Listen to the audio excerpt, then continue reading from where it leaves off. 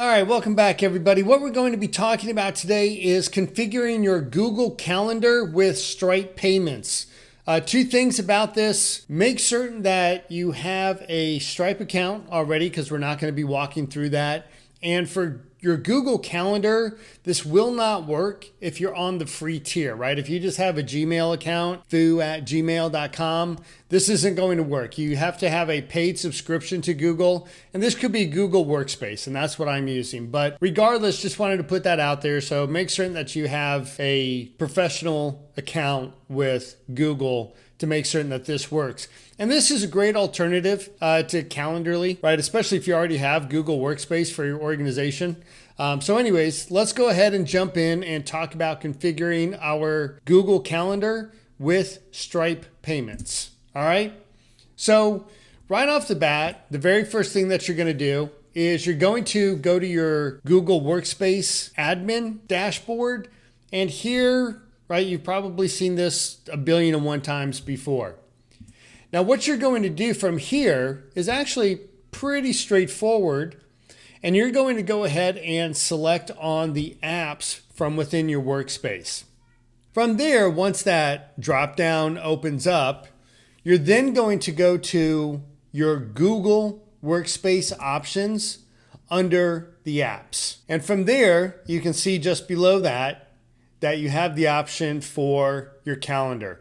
And this right here is your Google Workspace Calendar. All you need to do is go ahead and click on that. And once you've clicked on that, to the right, you'll see all the settings for your calendar.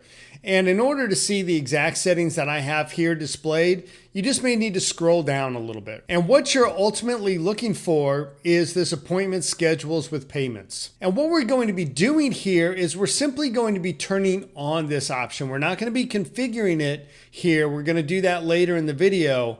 But here we have to first turn on this functionality within our Google Workspace calendar, and then later on we can connect Stripe to it and everything else. So here we're just going to be talking about turning it on from our admin dashboard. Once you select on that, you're going to be presented with this really small UI, okay? And you're just going to click on the edit button, and then from there you're going to get this additional dialogue. And all that you're going to wind up doing is selecting to allow the appointment scheduled, right? Use required payments, whatever. You click on that, you click on save, and from the workspace admin from within your Google Workspace, you're pretty much done. You've turned it on, you've allowed it. And so now what we're going to do is we're actually going to go in and create a new booking. Now from here is where we'll go ahead and just connect it to our Stripe account. It's very easy, very straightforward. And I do want to bring up one thing. Right now, as I'm making this video, Stripe is the payment method that's able to connect to your Google Calendar. I'm not saying that some of the other providers won't come up in the future. I'm certain that they will. But for now, it's just Stripe. So with that, let's go ahead and set up a appointment and start bringing in the actual payment. So from here, you're just going to go to your regular workspace calendar. Nothing spectacular here. I'm certain you've seen this before. And then you're going to scroll down to your bookings, and you're going to create a new booking, right? Just click the plus, and you're going to be off and running. Now, even though we've set everything up, right, we're still at our appointments. It's still the same stuff that you've seen a million and one times before, right? You're just going to fill all the information out. The title, how long it is, 30 minutes, 45 minutes, set up, whatever availability you have. And this first page right here, really, there's no change from what you've been doing all along. You're just simply going to click on next. And now what you're going to see is you're going to see the option for payments and cancellation policy.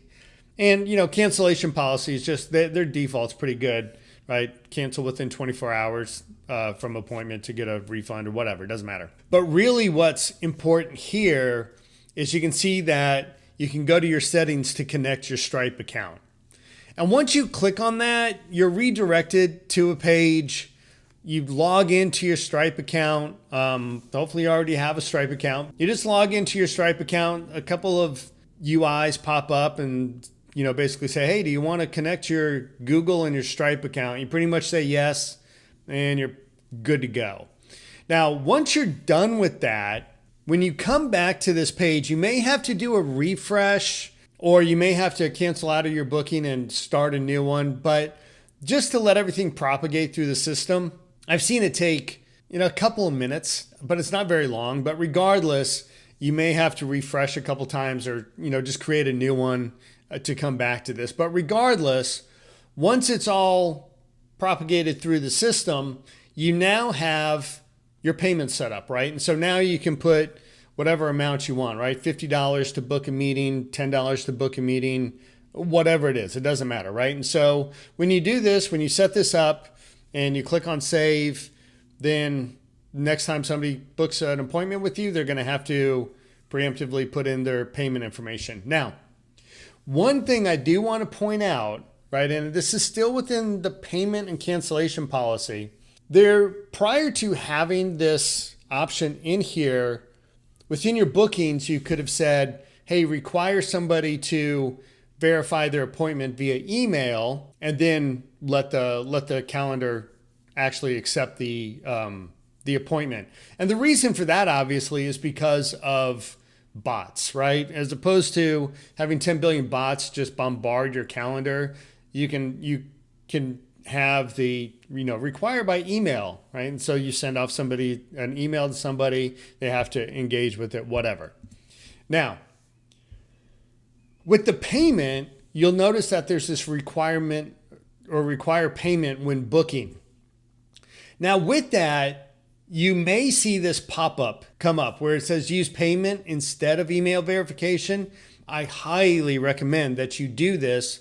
And what it's saying is, rather than letting somebody book an appointment and then sending them an email to verify it, what this is saying is you're allowed to book an appointment once the payment is verified, right? Again, definitely for bots, but what the option could be is if you said no, which I don't recommend, but if you said no, someone could book an appointment without paying, but you can still send a verification email to them.